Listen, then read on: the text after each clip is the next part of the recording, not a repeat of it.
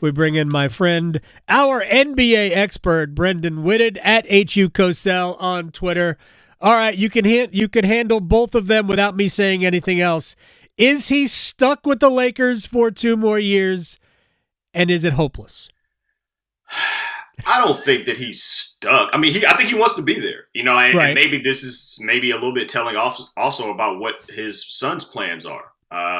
There's been a little bit made more recently about the fact that his son, who's a rising senior, yes, and a top 50 consensus player in the nation, why he hasn't gotten more offers, why there haven't been more visits, and there's been at least some talk about the fact that he may forego college completely and go to G League Ignite and kind of wait a year there. And then see if the number changes. Right now, you have to be 19 to go enter in the NBA draft. Right. Maybe if that changes, the board of governors have talked about it. Silver has talked about it, and so maybe they change that, and maybe he moves there. So I was a little surprised to see he was willing to sign up for at least another year. Remember, he'll be playing this year. He was already under contract for this year, and then it's a 1-and-1 is what they call it. So he has the 1 year that he's under contract, and there'll be 1+1 as a player option. So he still is going to have some autonomy about the ending of his career, in which he's always talked about wanting to play with his son LeBron James Jr., affectionately known as Bronny. So that was maybe a little bit telling, like, hey, maybe we get Bronny in college for a year. But I don't think they're done. Look, I think I've said on here before, and maybe not to you, but to some of my other friends, hey, the person that's happiest about all the arrows and stuff coming at Russell Westbrook is Anthony Davis. Because right, yeah. He was not good. Like, even he obviously had his injury stuff, but even when he played, he didn't play well. It's been a long time since we saw a bubble level Anthony Davis. And so I think as bad as Russ has been at times, he's been inefficient. If Anthony Davis can get back up to being a top 10, top 5 sort of player in the league, they can make up for Russell Westbrook's short inefficiencies. There's also some conversations about trades that are still continuing to happen in terms of Miles Turner, and maybe there's a little bit more change that can come for them. I think all the Kyrie Irving stuff, it just wasn't going to work. They don't have the assets for it. But maybe they can do something else to add some shooting and add some defensive help to them that might make them a little bit better in the next 2 years. All right, before we get back to Anthony Davis and the Lakers. So my joke last night when I saw the news that LeBron had agreed to this contract was, did LeBron join Live Golf? And here's why I say that. Because $97.1 million is guaranteed. If he is traded, and he can be traded because there is no trade clause in the contract, there's a 15% kicker in the deal if he does get moved. I don't think LeBron James is getting traded, but because of all the guaranteed money, and in my opinion, this roster is not equipped to compete at the top of the league, to me it just sounds like Live Golf. I mean, he's just going to be on a tour around the NBA, going to make a ton of money, which is LeBron James underpaid at $97 million over the next 2 years? The top 5 guys in this league are generally underpaid, because of what they bring for your organization. Because keep in mind, this is a business, right? Like, it's very easy to kind of get lost in the entertainment value. We all love it. That's why we all follow it so closely. But if you're a franchise owner, ultimately what you're trying to do is make money.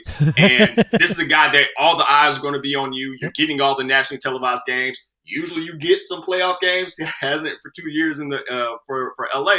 But you're getting the sort of coverage and media circus that you want surrounding your franchise. The last thing you want to be, all due respect, is the Charlotte Hornets, where you're just not important. You're just not an important franchise. And so, hey, if you're not a playoff team, a top tier, a contending team, having LeBron on your squad makes you, hey, they're going to talk about you on First Take in July, right? Like that's the kind of buzz that you can get around the league, even if you aren't good.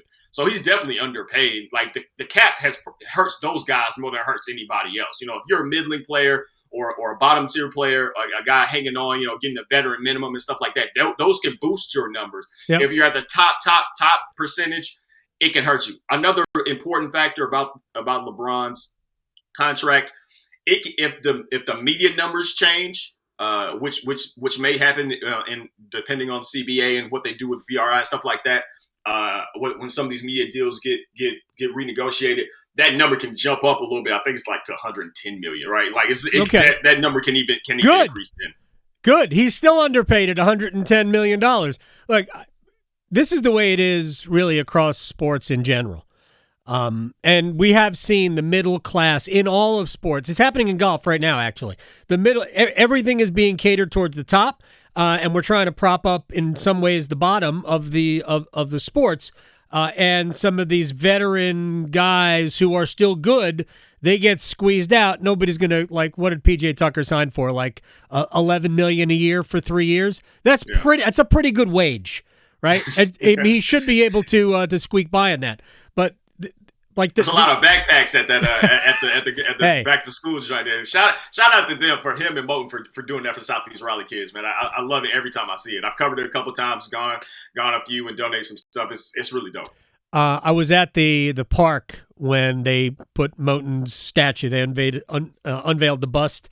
I was there for that. It was nice. Incredibly inspiring to see the impact that a guy like Lavelle Moten, and we know that he has had help. And I know Mike Tomlin just made a big donation to Lavelle Moten, his Moten Cares or Lavelle Cares Foundation. So yes, what they have done in their communities has been absolutely tremendous. Real quick to Anthony Davis, and then to Christmas Day in the NBA. Davis's work ethic has been challenged over the years. What I don't get, and why I'm supposed to suddenly believe that it's changed, is that Davis has been a teammate of LeBron's now for 4 years, right? 4 years, 3 years. I don't know how many years. 3 years. I think it's 3. 3 years, okay? Yeah, because LeBron's been there 4. Yeah, he got there the next year. Yeah. So, at what point did Anthony Davis not look at the guy who essentially works out all the time and is never out of shape? At what point did Anthony Davis not look at that and say, this is what I have to do if I am going to be great? If it's not in you, it's not in you. So why should I believe that it's going to change with Anthony Davis? I'm here to believe that it's going to be the same. I mean, it's interesting that we saw the best of him in the bubble, right? Where there was nothing else to do but hoop. You know what I mean? Like there was nothing else to do. You couldn't go anywhere. You couldn't go hang out or anything like that. Not in any sort of real way. I mean, Disney World's cool, but like let's be real. You can only ride Space Mountain so many times, right? So like if you wanted to see the best of him, if you wanted to remove all those other distractions and like really focus in, what would he look like? That's what he would look like, a guy shooting 35% from 3 and is a beast on defense and is hard hitting on the boards. Yeah, look, he hasn't been healthy, and I don't know how much you can attribute that to the way that he kind of takes care of his body. Those are some of the things I would really love to know. But like, those are things you can only know if you're like really, really close to these people about like, hey, are you getting injured because you just are one of these people that just can't stay healthy? Because that's happened sometimes. Brandon Roy was a great basketball player, had some degenerative knee issues and just couldn't stay healthy. Or are you a person that is just not taking it that seriously? Like there's a very now infamous video that came out during the offseason and where they're asking him, kind of what's going on. He's like, yeah, I haven't touched the basketball in 6 months. Hey, bro.